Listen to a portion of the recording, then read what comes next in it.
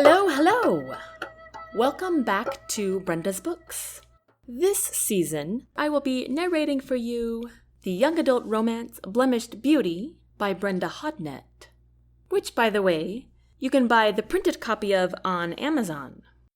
Today, we are on Chapter 13, and I will also be narrating Chapter 14 and Chapter 15. Here we go. Chapter 13, Slap in the Face. Daphne was surprised when it was already nighttime when Doug announced they needed to go to bed. The day had been so light and fun while a lot of them played board games, watched football, and snacked on popcorn. Her stomach still hurt from laughing so hard during a game of charades when Doug pretended to be a silent bleeding goat. "What time do you figure we have to leave, Doug?" asked Mark. "About 4 a.m., replied Doug. The group groaned loudly in unison. "Hey, we spent the whole day here. How else do you think we'll reach Wichita before sunset tomorrow?" "How many miles do you have to cross before you head back to town?" Daphne inquired. Doug was sitting in the large recliner, taking off his shoes. "Just enough to get the right number of animal heads," he said, looking up at her. Daphne grimaced at the thought of that, but tried to smile. Doug grinned back. "When do you head back to school?" he asked. I'm not sure," she said, glancing up at Tom. "The roads will probably clear up enough in about a week," Tom offered. "Well, that sounds like the same time frame when we'll be on the road to head back to the big city. I'd be happy to stop by again and take you," Doug offered, looking up at her expectantly. Daphne saw Tom cringe and look out the window. Daphne didn't quite know what to do. She didn't think it likely Doug would be able to keep that promise, considering they might have setbacks finding elk. "Are you sure that won't be terribly out of your way, Doug?" Daphne asked. "Not at all," Doug replied. "The diversion would be small, and well worth it," he said with a smile. Daphne's heart was racing for some unknown reason. Why was this such a hard decision? Perhaps it was because every person in the room was waiting for her to choose between Doug and Tom. Daphne turned to Tom again. "Do you have a reason to go to town other than taking me there?" Tom looked a little flustered. "Well, yes," he said. "I have to go to the post office to... well, you know why." "Did she?" "Oh, right. He needed to mail a check to his family." Daphne deliberated another moment. She glanced back at Tom again. The look on his face made up her mind. She turned back to Doug. "I've been planning on going back with Tom all along, so I think I'll stick to that plan." Doug's face fell at her words. "All right, then," he said, trying to smile. "We'll miss your company, though." Daphne smiled back shyly, and Doug turned his attention to taking off his other shoe. Daphne noticed the guys were beginning to roll out their sleeping bags on the floor. "Oh, there are a lot of beds in my room," Daphne announced. "I can sleep out here for one night." "Really?" exclaimed Mark. "I get to sleep in a bed?" "No way," called out Doug.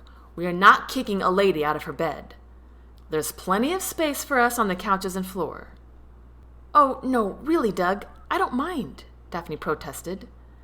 "Let him be a gentleman, Daphne, and sleep in your own bed," Tom blurted out. Daphne looked over to meet Tom's gaze. A fire burned in his eyes Daphne couldn't explain. What was he upset about? "Okay, well, it was nice to meet you guys," said Daphne warmly. "Have a safe journey tomorrow." The group waved and mumbled good night and nice to meet you too. With that, Daphne started to make her way down the hallway to her bedroom. "Hey, wait a minute, Daphne!" Daphne turned around to see Seth with his arms stretched wide. "You can't say goodbye without a hug." Daphne grinned and met him halfway before he embraced her in a huge bear hug. "I'll miss you, you pretty little thing," he said. Daphne pulled out of his hug and smiled up at him. "I'll miss you too, Seth." Doug stood up behind them. "Me too, Daphne?" Before she knew it, she had given all 6 of the large men a goodbye hug. Some of them even kissed her hand as if she were a princess. "All right now, good night, you guys," she said pleasantly with a wave. When she passed Tom in the kitchen, she noticed something was still undoubtedly upsetting him. She paused a moment to give him a questioning look. He tried to smile, but it turned into more of a grimace. "What's wrong?" she mouthed. Tom just shook his head. She stepped closer to him so he could hear her whisper. "Do you want to talk about it?" Tom swallowed. "You might not want to hear it, Daphne," he said a bit sourly. Daphne furrowed her brow in confusion. "Should I have taken Doug up on his offer to take me to town?" she asked. A look of surprise crossed Tom's face. "No, I'm glad you didn't." Daphne was surely confused now. Did he get into a scuffle with one of the guys? "Well, I'm here if you want to talk," she declared. "Just don't go pretending you like me again." She meant it as a joke, but Tom didn't think it was funny as she saw his eyes bulge in dismay. "I'm sorry," muttered Daphne. "I won't bring that up again." He laughed once without humor. "You know, Daphne, even with your big eyes, you sure are blind." A thick curtness colored his tone. "What does that mean?" Daphne asked, feeling a little defensive. Tom shook his head again, pursing his lips tightly together. "I don't want to explain it right now." It was no use. She wasn't going to be any help to him at the moment. "Good night, Tom," she said, leaving them both confused. Daphne had just changed into her pink nightgown that once again came from Tom when she heard a knock at the door. "Who is it?" Daphne called. "It's me," came Tom's muffled voice through the door. "May I come in?"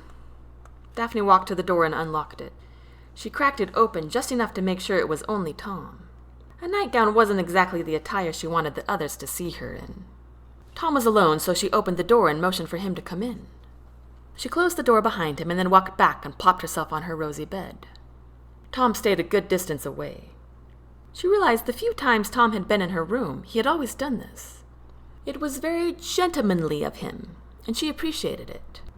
She felt safe with Tom. "Do you think I'm chopped liver?" he asked abruptly. "What? No, Tom, why?" "Because that's exactly how you treated me today." Daphne was completely shocked at this sudden accusation. She moved to hang her legs over the edge of the bed. "I don't understand, Tom. How did I do that?" Tom's jaw was tight and his cheeks ruddy. "I've done a lot for you, Daphne, and I don't expect payment like you keep suggesting, but I would like to be treated with some regard." Daphne just stared at Tom, utterly dumbfounded. What have I done? Tom grew more flustered by her silence. He walked briskly to the other side of the room, grabbed the wooden chair from the writing desk, and carried it over to Daphne's bed. He placed it a few feet away from her, and he sat down hard. He leaned his elbows onto his knees, as he often did, and looked directly into Daphne's eyes. The intensity of his stare caused Daphne to shrink back in her skin a bit. "I've given you a place to live for a month now, and those guys out there," he pointed with one long arm toward the door, "come waltzing in here for one day, and because of their good looks and good jokes, you give them more attention than you have ever given me, and they haven't done a single thing for you, and I try to do so much for you, Daphne." His anger had lost much of its steam by the time he had finished his statement. Daphne went through the day in her mind, still not knowing how she could have done things differently. "Tom, I tried to include you in all the games, but you wouldn't join us." "That's because you were laughing your head off at Baldy out there, and I couldn't stand it," Tom exclaimed. "Well, what did you want me to do? Leave your guests to themselves while I cuddled with you in the corner? You know that doesn't mean anything to you anyway." Now Daphne was feeling a little simmering anger too.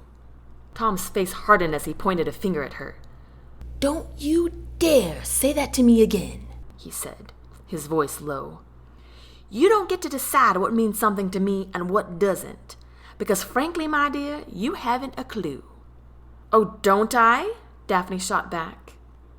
"No, Daphne, you don't," he said, his voice hard. "If you did have a clue, then you would know every one of those moments meant everything to me. If you had a clue, then you would realize you are the only person I want to be with. If you had a clue, then you might understand why I'm so wretchedly jealous of those stupid guys out there who you flirted your heart out with today." By the time Tom finished with his rampage, he was so exasperated and red in the face he had to take a few deep breaths.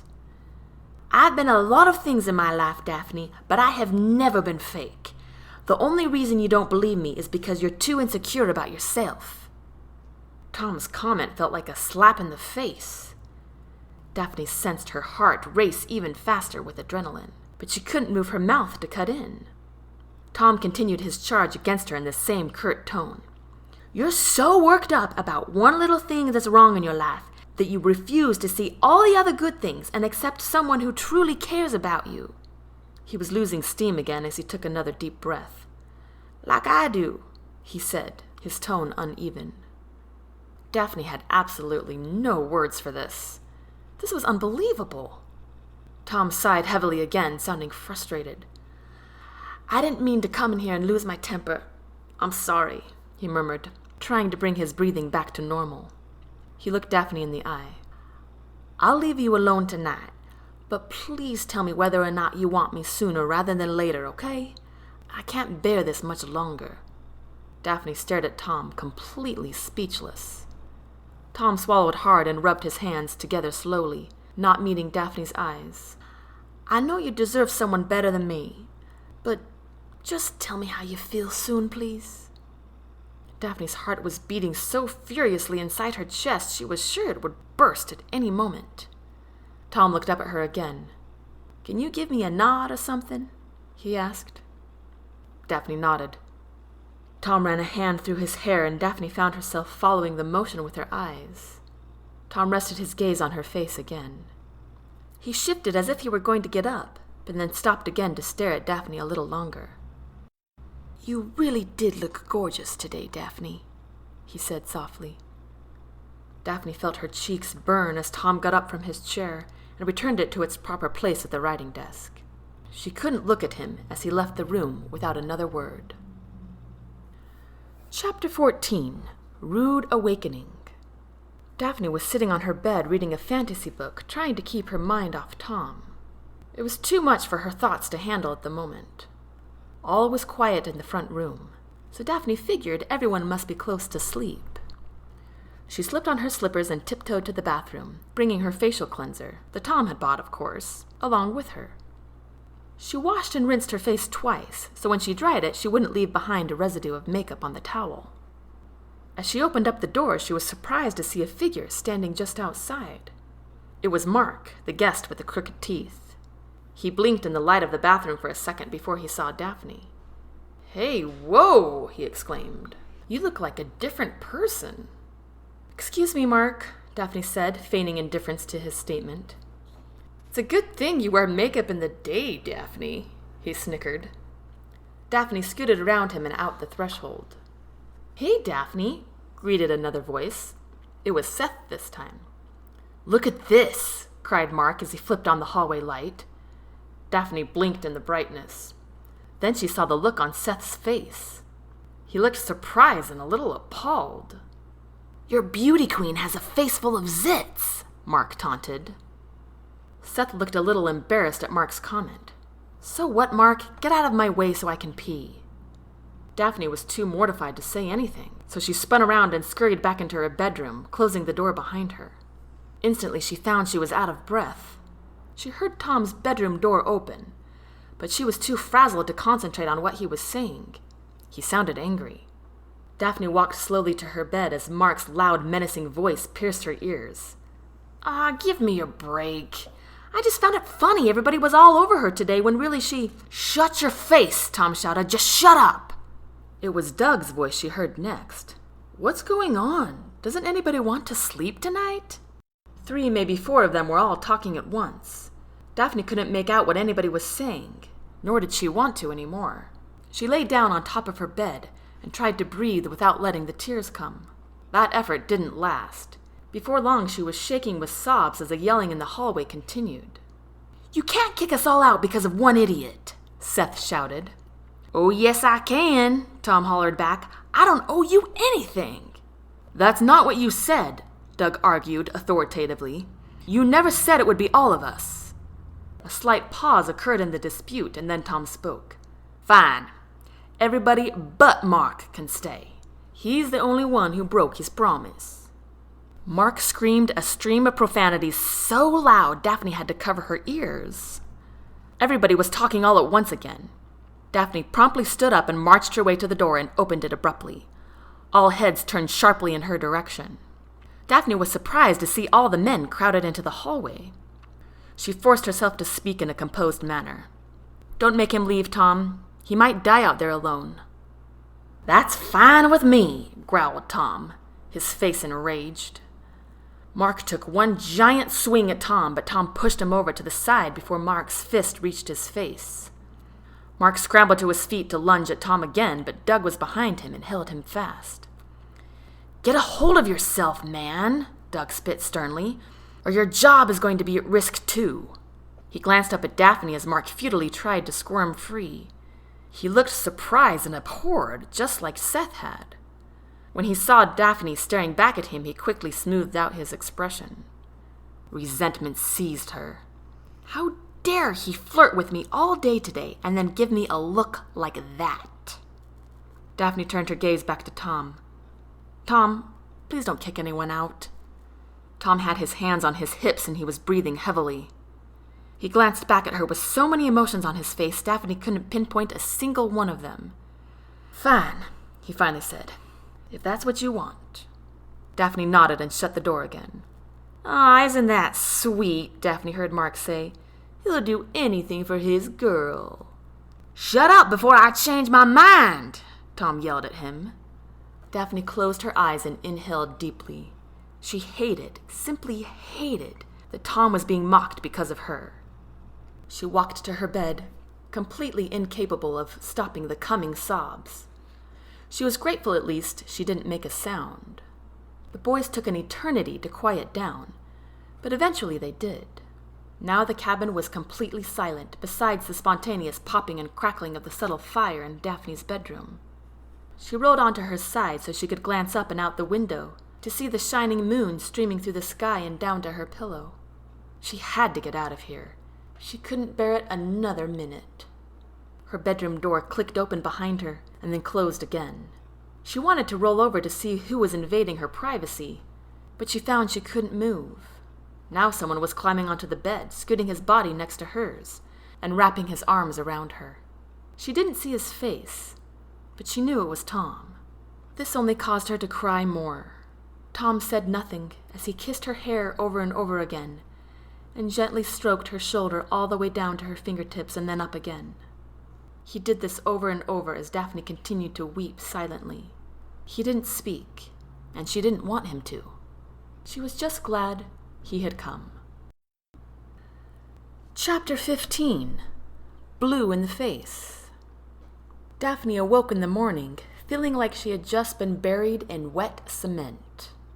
She jumped in place when she saw Tom lying sound asleep next to her.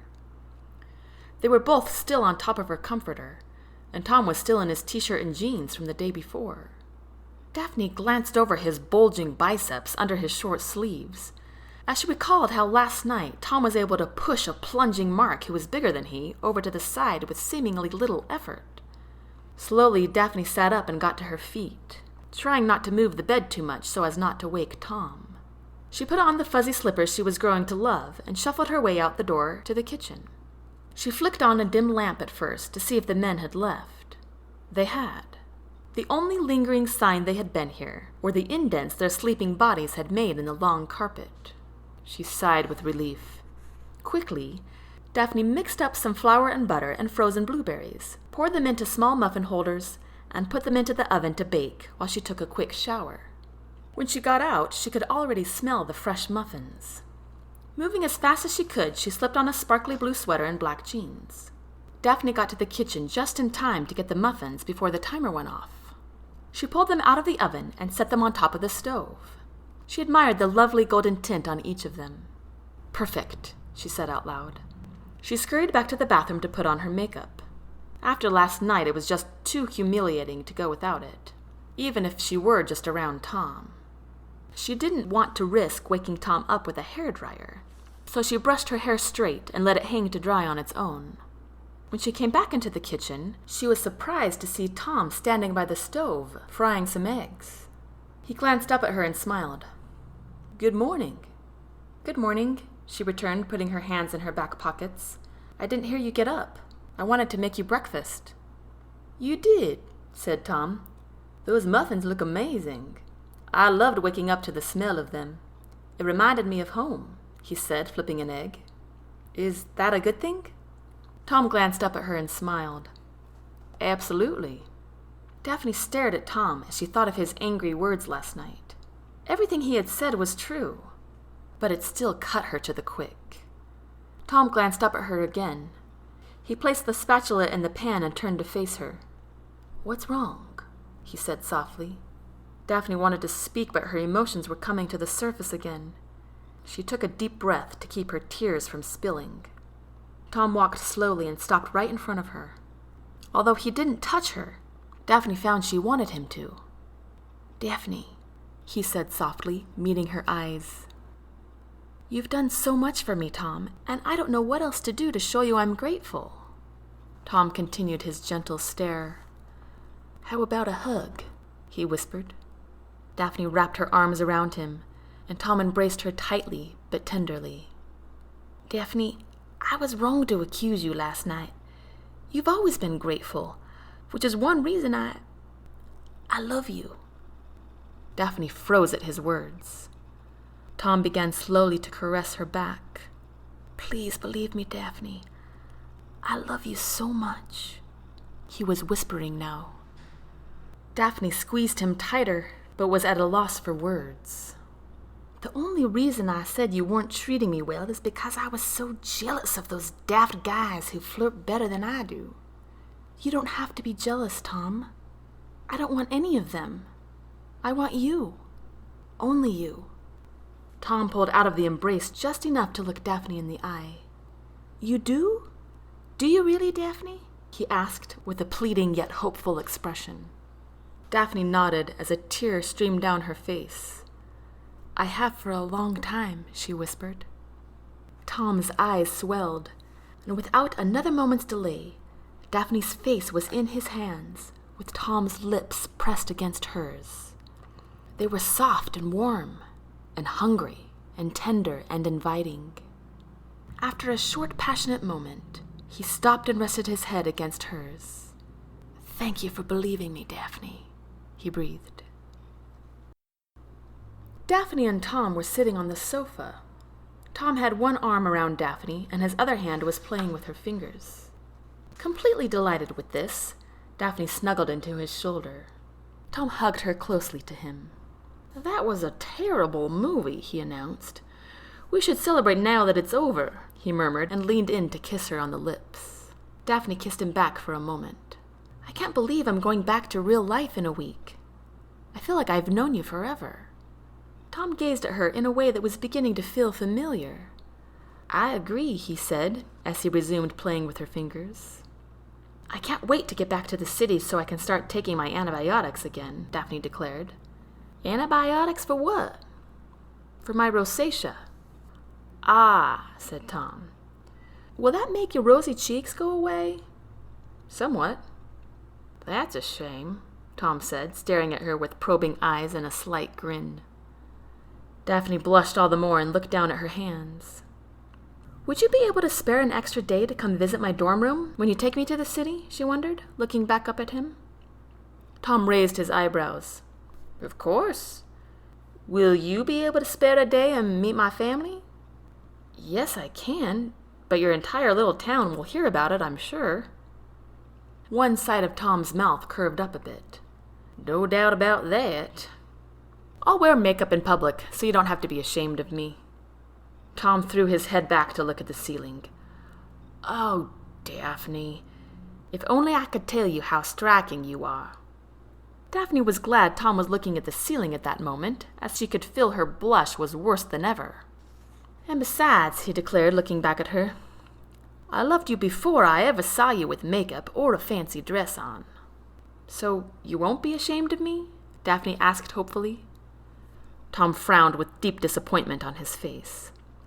Almost immediately another thought occurred to him, and he grimaced hard and turned his head to look away. Daphne's heart sank, and she slid her hand out of Tom's and stared blankly at the rolling credits of the movie. "Hey, I need that back," Tom complained as he quickly grabbed her hand and put it back in his.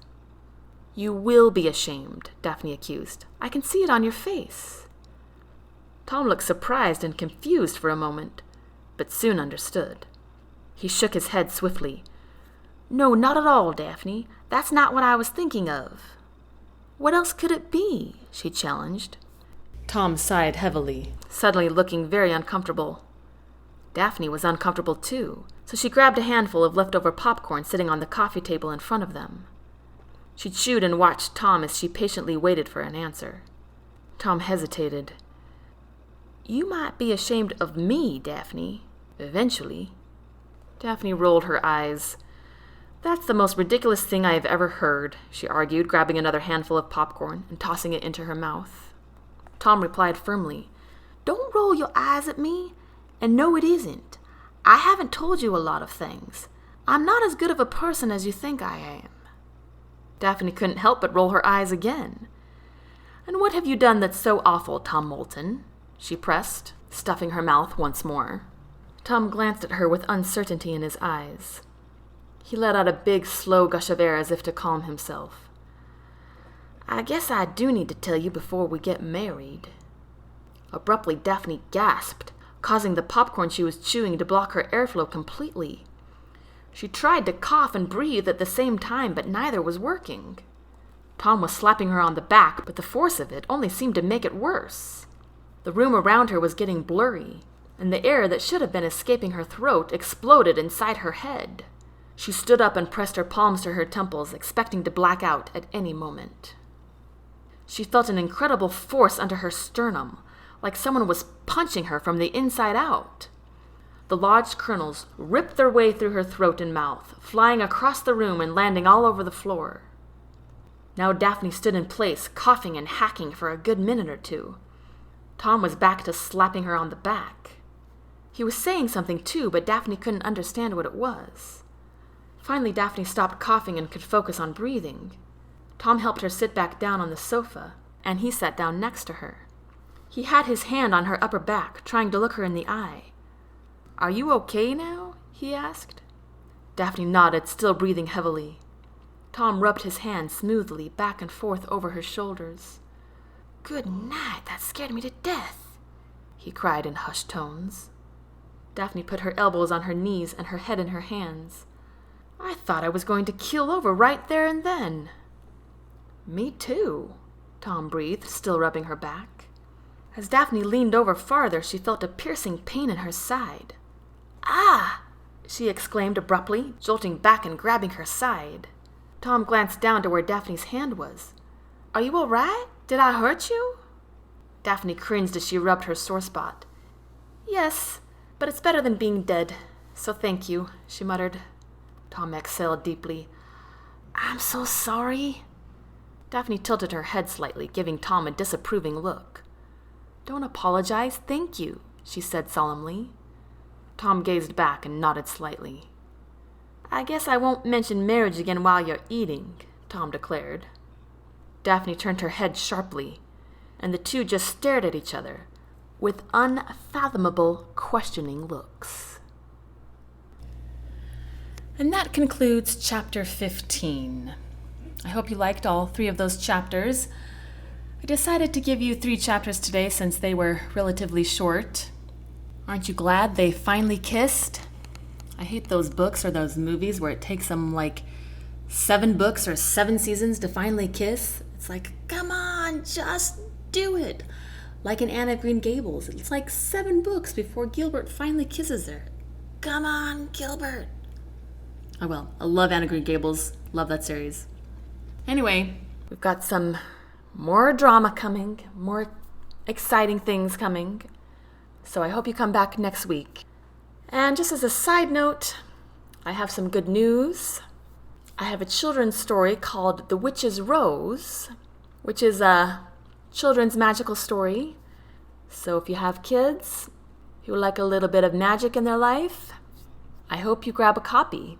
It's written for kids who are about 3rd grade, around there, kind of a first chapter-ish book. There's a couple of pictures in it, not drawn by me, because that would not be good. But yeah, so Join me again next week to hear more of Blemished Beauty and to continue with the journey with Tom and Daphne. Until then, take care.